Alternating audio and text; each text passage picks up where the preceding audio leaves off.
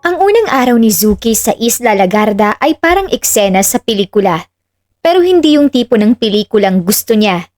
Halos 3 oras siyang nakatayo sa tapat ng malaking mansyon. Bit-bit ang maliit na maleta at takot na baka mapahiya. Baguhan ka, di ba? Tanong ng isa sa mga kasambahay, si Aling Liza. Opo, mahina niyang sagot. Kahapon lang po ako tinawagan ng agency. Tahimik lang si Zuki habang pinapasok sa loob ng mansyon. Ang bawat sulok, makintab na parang hindi pa nadadapuan ng alikabok. Amoy mamahaling pabango at ramdam niya ang lamig ng hangin mula sa aircon na halos magpalamig din sa kaba niya. Hindi siya sanay.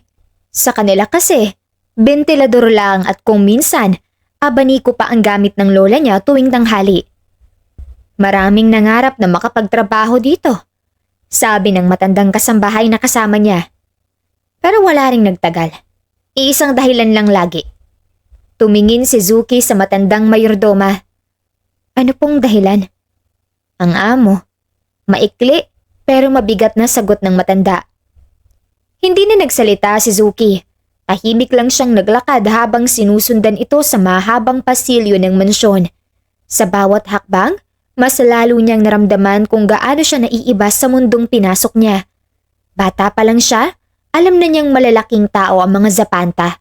Sa kanilang probinsya, pangalan pa lang ng pamilya, mabigat na.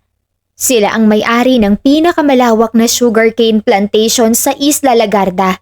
At sa lungsod, sila rin ang may hawak ng ilang kilalang kumpanya. Magdasal ka na lang, iha. Dagdag ng matanda habang binubuksan ang pinto ng servants' quarters. Sana kayanin mong ugali ng batang yon.